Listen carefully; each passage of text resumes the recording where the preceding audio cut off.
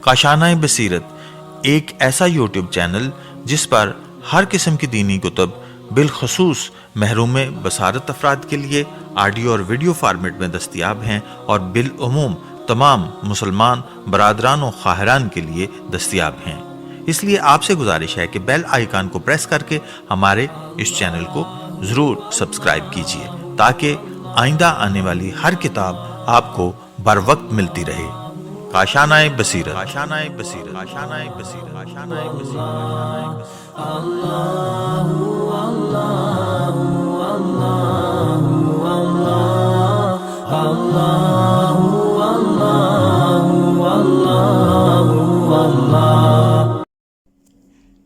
اعوذ باللہ من الشیطان اللعین الرجیم، بسم اللہ الرحمن الرحیم۔ السلام علیکم۔ کاشانۂ بصیرت کے یوٹیوب چینل سے آپ سے مخاطب ہوں۔ زیر مطالعہ کتاب محافل و مجالس، علامہ ذیشان حیدر جوادی اس کے مصنف، اور اس کا پہلا حصہ ہم پڑھ رہے ہیں، اور ہم جو اس حصے میں چوتھی مجلس ہے، داستان عزیمت امام حسن مجتبی علیہ السلام۔ آج کے اس حصے میں ہم اس کا پہلا حصہ پڑھیں گے، اور جیسا کہ اب تک آپ کو سنتے ہوئے اندازہ ہو گیا ہوگا کہ ہم ہر محفل اور ہر مجلس کو 2 حصوں میں پڑھ رہے ہوتے ہیں، اس لیے کہ ہم سمجھ سکیں، اپنے اندر اتار سکیں۔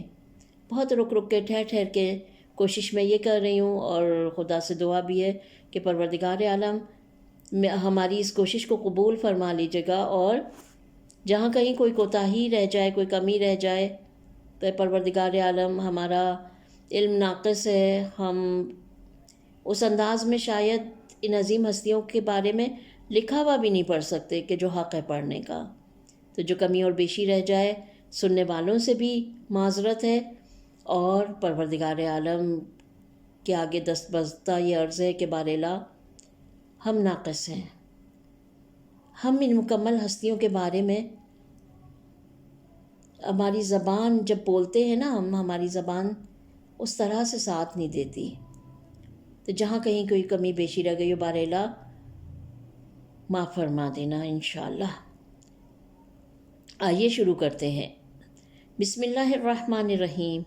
الحمدللہ رب العالمین، والصلاة والسلام علی سید الانبیاء والمرسلین، خاتم النبیین، سیدنا و مولانا ابی القاسم محمد، اللہم صلی علی محمد وآل محمد وآلہ الطیبین الطاہرین ولعنۃ اللہ علی اعدائہم اجمعین۔ اما بعد، فقد قال اللہ الحکیم فی کتابہ الکریم، بسم اللہ الرحمن الرحیم۔ انا علینا للہدی وَإِنَّا لَنَا لِلْآخِرَةَ وَالْأُولَىٰ۔ ارشاد جناب اہدیت ہوتا ہے، بے شک ہدایت کی ذمہ داری ہمارے اوپر ہے، اور دنیا اور آخرت کا اختیار ہمارے ہاتھوں میں ہے۔ ارشاد گرامی سے واضح ہو گیا کہ عالم بشریت کی ہدایت اور رہنمائی میں کسی بشر اور کسی انسان کا دخل نہیں ہے، یہ کام صرف رب العالمین کا ہے، اور وہ برابر انجام دے رہا ہے۔ یاد رکھیے، مالک کائنات نے صرف اعلان کر دیا ہوتا اور کوئی عملی مظاہرہ نہ کیا ہوتا تو بھی امت کو یقین کر لینا چاہیے تھا، جائے کہ 1,24,000 مرتبہ اس قانون پر عمل کرنے کے بعد بھی امت کو اعتبار نہ آیا، اور یہی خیال ذہن میں رہ گیا کہ اپنی ہدایت کا انتظام ہمیں خود کرنا ہے، اور رب العالمین سے اس کا کوئی تعلق نہیں ہے۔ مجھے تو کہنا پڑتا ہے کہ جس قوم کو خدا کی سیرت پر اعتبار نہ آیا، اسے نبی کی سیرت پر کیا اعتبار آئے گا۔ مالک کائنات نے ہر دور اور ہر عہد میں ہدایت کا انتظام کیا، اور اس کے انتظام میں سن و سال اور قد و قامت کا کوئی فرق نہیں رہا۔ اس نے کم سن افراد کو بھی ذمہ دار بنایا، اور مسن افراد کو بھی، چھوٹے قد والوں کو بھی، اور مسن افراد، پتہ نہیں مجھے اس کے میننگ نہیں آتے ہیں۔ یہاں پر میم پیش سین نون اور اس کے نیچے زیر لگی ہوئی ہے۔ چھوٹے قد والوں کو بھی دین کا عہدیدار بنایا ہے، اور دراز قد انسانوں کو بھی اس کے ہاں ایسی کوئی تفریق نہیں، اس کا نمائندہ وہیں سے منصبدار بن کر آتا ہے۔ اس کے نمائندے بنیادی طور پر کم سن اور کم عمر ہی ہوتے ہیں۔ وہ بوڑھوں کو منصبدار نہیں بناتا بلکہ اہدیت سے ہی منصبدار بنا کر بھیجتا ہے، ابد سے ہی منصبدار بنا کر بھیجتا ہے، یعنی ابتدا سے ہی وہ منصبدار بنا کر بھیجتا ہے۔ ایسا نہیں ہوتا کہ بعد میں آئے، ایک عمر گزر جائے اور اس کے بعد کوئی منصب مل جائے، ایسا نہیں ہے۔ Page number 163۔ آج آپ کے سامنے ایک ایسے ہی رہنما اور ہادی کا تذکرہ کرنا ہے جس نے بچپن ہی سے کار تبلیغ شروع کر دیا اور امت کی رہنمائی کی ذمہ داری سنبھال لی۔ قانونی طور پر ذمہ داریاں بہت دیر میں منتقل ہوئیں، لیکن عملی طور پر وہ کارہائے نمایاں انجام دیے کہ ہادی اعظم صلی اللہ علیہ وسلم کو گود میں لے کر فرمانا پڑا کہ یہ میرے دونوں فرزند امام ہیں، چاہے کھڑے رہیں یا بیٹھ جائیں۔ یہ دونوں جوانان اہل جنت کے سردار ہیں اور ان کا باپ ان سے بھی افضل ہے۔ پیغمبر اسلام نے یہ نہیں فرمایا کہ یہ دونوں بچے امام ہوں گے اور انہیں سردار بنایا جائے گا، بلکہ یہ فرمایا کہ یہ دونوں امام ہیں اور جوانان جنت کے سردار ہیں، تاکہ دنیا پر واضح ہو جائے کہ اللہ والوں کا کمال سن و سال اور حالات کا پابند نہیں ہوتا، وہ جہاں رہتے ہیں جیسے رہتے ہیں صاحب کمال ہی رہتے ہیں۔ اللہم صلی علی محمد وآل محمد۔ بلکہ واضح لفظوں میں یہ کہہ دیا جائے کہ پیغمبر اسلام نے اشارہ کر دیا کہ امت کے بوڑھے بھی اگر جنت میں جانا چاہیں تو ان بچوں کو اپنا سردار اور ان کے والد کو ان سے افضل مانیں۔ انہیں جنت کا سردار اور ان کے باپ کو ان سے افضل مانے بغیر نہ دنیا میں اسلام رہ جائے گا اور نہ آخرت میں جنت۔ کوثر کی امید رہ جائے گی اور نہ جنت و کوثر کی، نہ آخرت میں جنت و کوثر کی امید رہ جائے گی۔ جنت ان کے قبضے میں ہے اور کوثر پر ان کے باپ کا قبضہ ہے۔ سبحان اللہ، بے شک ایسا ہی ہے۔ اللہم صلی علی محمد وآل محمد۔ Page number 164۔ آج مجھے اسی شہزادہ صلح و امن، سردار جوانان جنت، سبط رسول، جان بطول، امام امت اور مصلح ملت کا تذکرہ کرنا ہے۔ اس کی زندگی کا ایک ہلکا سا خاکہ یہ ہے کہ سن 3 ہجری میں ماہ رمضان المبارک کی 15 تاریخ کو ولادت ہوئی۔ 7 برس نانا کے زیر سایہ گزارے۔ نانا کے بعد چند ماہ کا ساتھ رہا۔ ماں کے بعد 30 سال کا عرصہ باپ کے زیر سایہ گزرا اور سن 40 ہجری میں باپ کی شہادت کے بعد 10 سال کا زمانہ اپنے فرائض کی انجام دہی میں گزارا، جس میں شریک کار اور مددگار چھوٹے بھائی امام حسین علیہ السلام اور چند اطاعت شعار افراد کے علاوہ کوئی نہیں تھا۔ تقریباً 47 سال کی اس زندگی میں اسلامی تاریخ کے بے شمار واقعات کا مشاہدہ کیا اور حالات و مصالح کے مطابق واقعات میں حصہ بھی لیا۔ سن 5 ہجری میں جنگ خندق دیکھی، سن 6 ہجری میں صلح حدیبیہ کا مشاہدہ کیا، سن 7 ہجری میں جنگ خیبر دیکھی، سن 8 ہجری میں فتح مکہ کا مشاہدہ کیا، سن 9 ہجری میں مباہلہ میں شرکت کی، سن 10 ہجری میں آخری حج میں شریک رہے، سن 11 ہجری میں کے آغاز میں 28 صفر کو نانا کا غم برداشت کیا اور اسی سن 11 ہجری میں نانا کے چند دن کے بعد ماں کا داغ دیکھا۔ باپ کے مسائل الگ قابل دید تھے۔ میراث لٹی، جاگیر چھنی، تخت و تاج گیا، عزت و احترام رخصت ہوا، سلام و کلام بند ہوا، قرآن واپس ہوا اور تقریباً 2.5 سال تخت حکومت پر ایک حاکم کا قبضہ رہا، 10 سال دوسرے حاکم کا قبضہ رہا، 12 سال تیسرے حاکم کا قبضہ رہا۔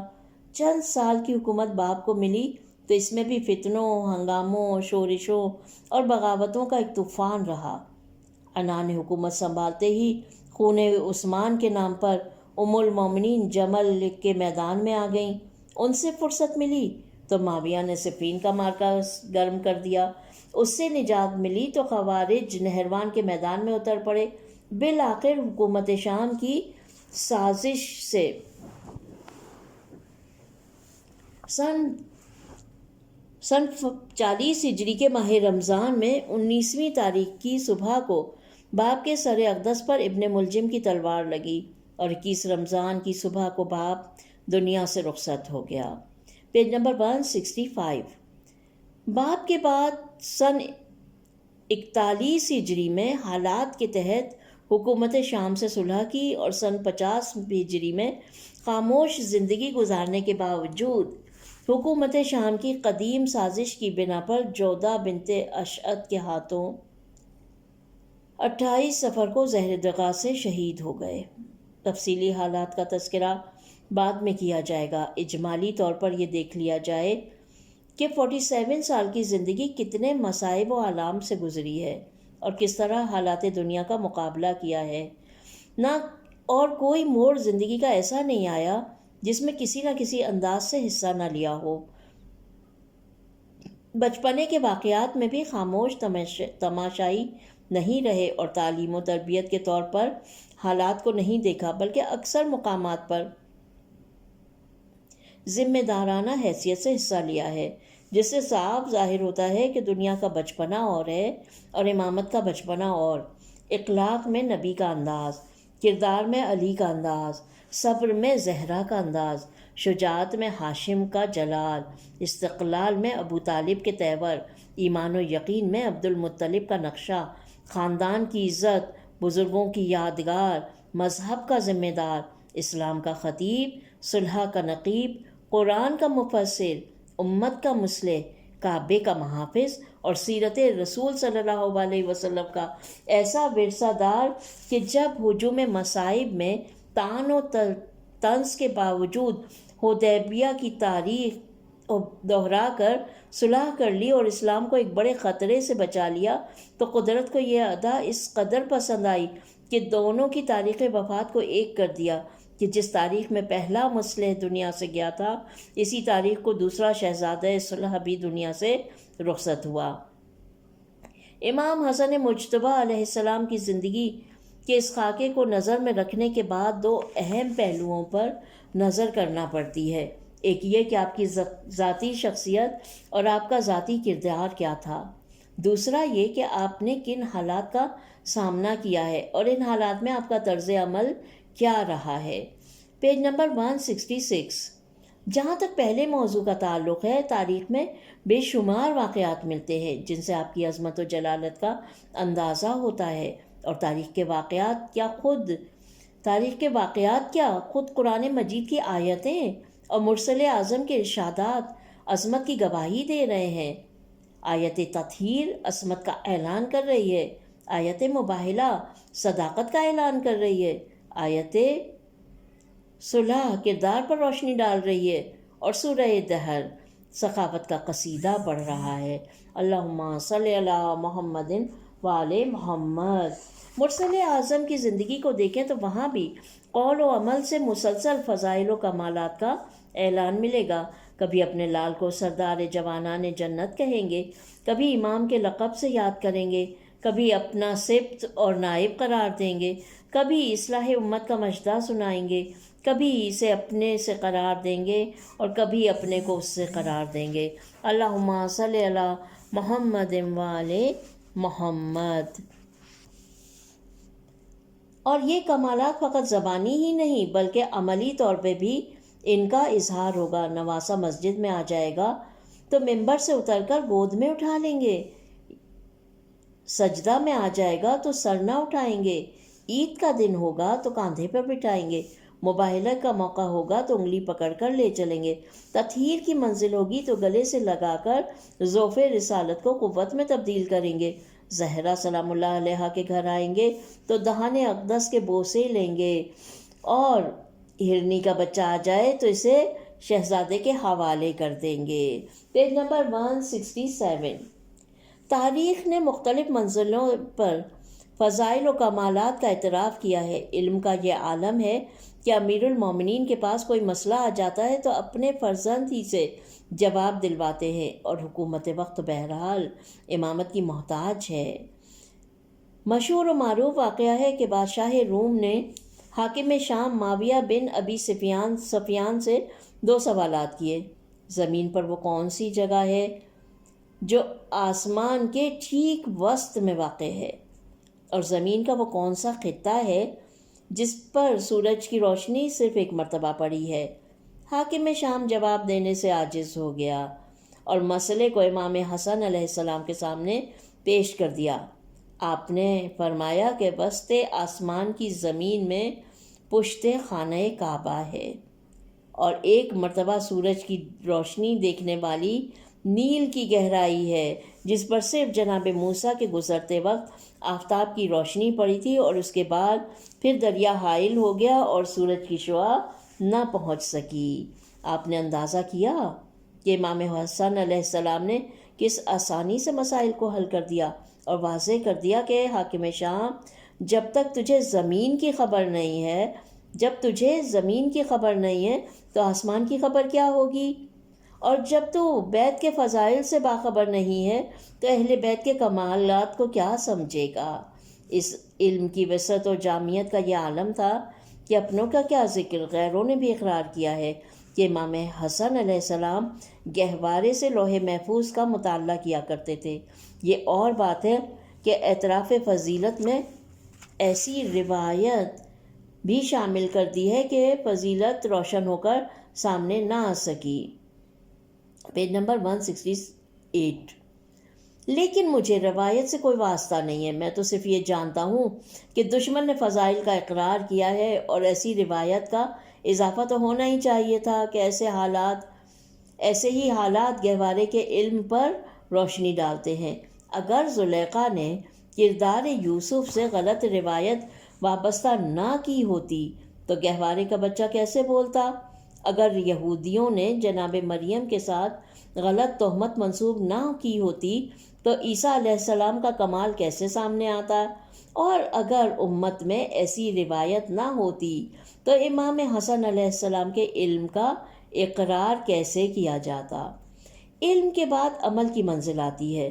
زہد و تقویٰ کا یہ عالم ہے کہ سادہ لباس میں زندگی گزار رہے ہیں، اور کبھی اگر مجبوراً عمدہ لباس پہن لیا اور یہودی نے اعتراض کر دیا کہ آپ کے جد نے تو فرمایا ہے کہ دنیا کافر کے لیے جنت ہے اور مومن کے لیے قید خانہ، یہ آپ کا لباس مجھ سے بہتر کیوں ہے؟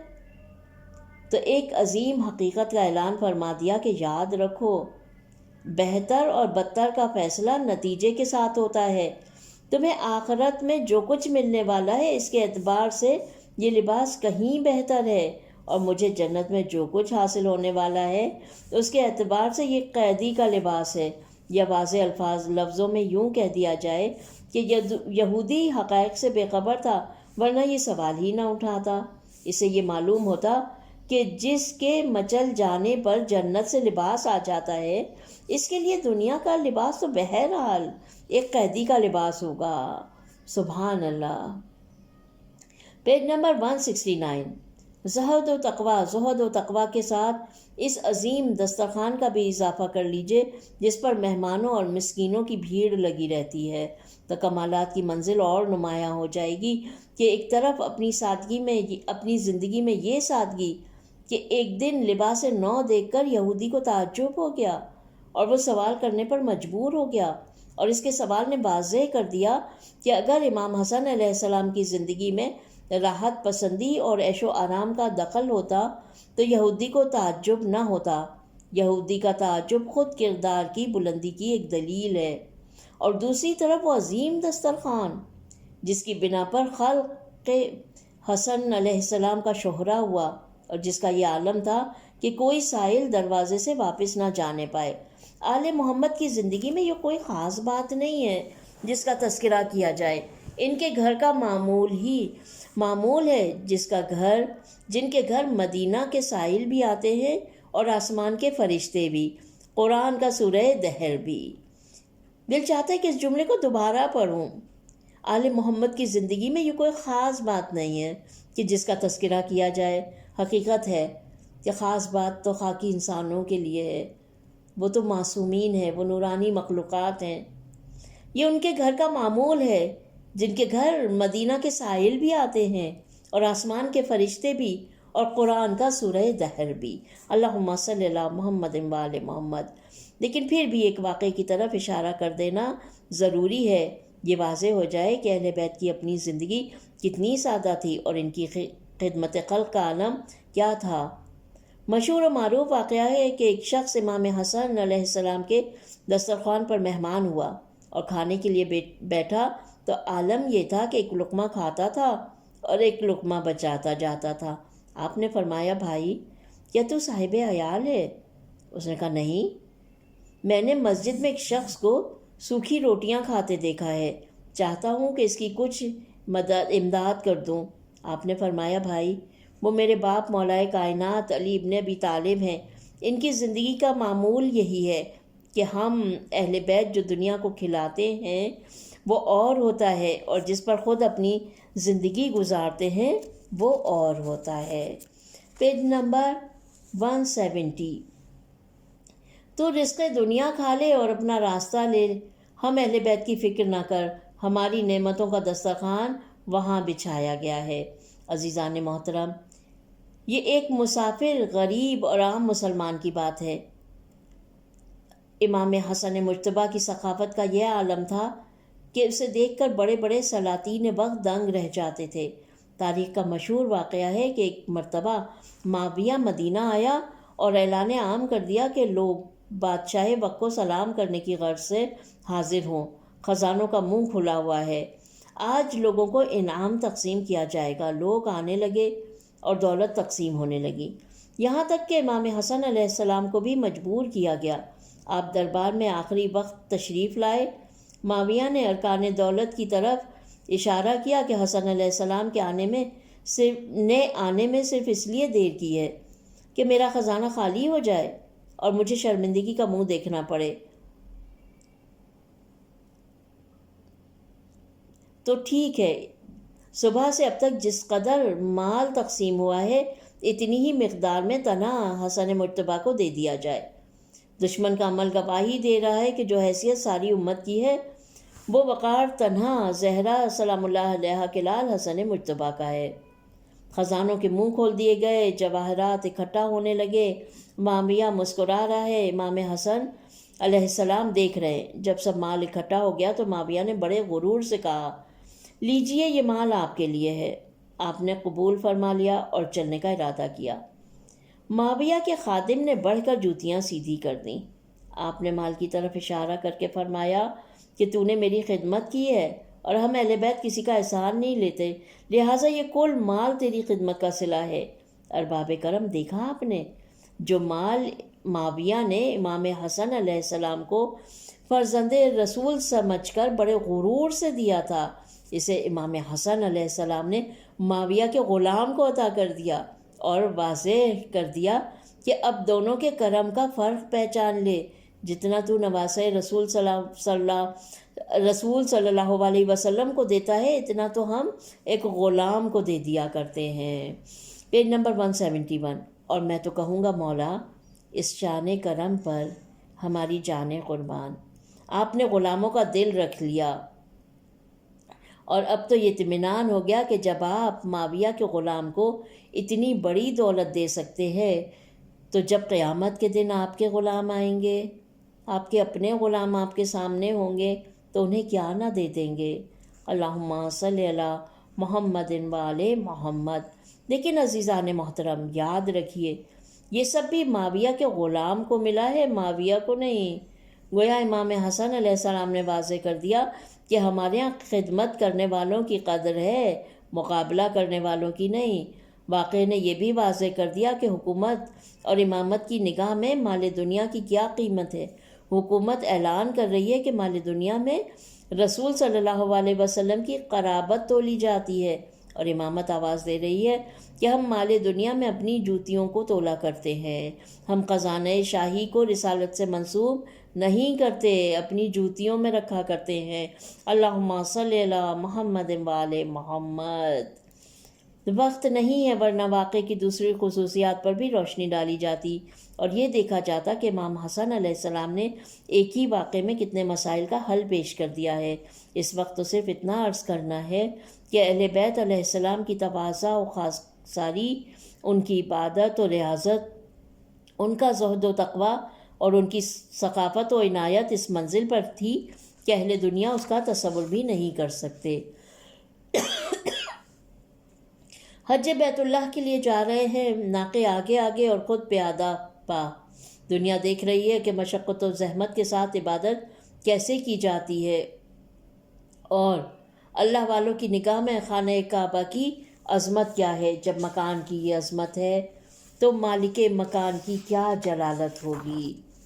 یہیں پر ہم آج کی ریڈنگ کو اختتام پذیر کرتے ہیں، اور داستان عظیمت امام حسن مجتبیٰ علیہ السلام کا باقی حصہ جو ہے وہ ہم اپنے نیکسٹ پارٹ میں انشاءاللہ پڑھیں گے۔ پروردگار عالم سے یہ دعا ہے کہ ہماری اس کوشش کو اور اس کاوش کو قبول فرما لے۔ ربنا تقبل منا انک انت السمیع العلیم۔ اپنا بہت خیال رکھیے گا۔ خدا حافظ۔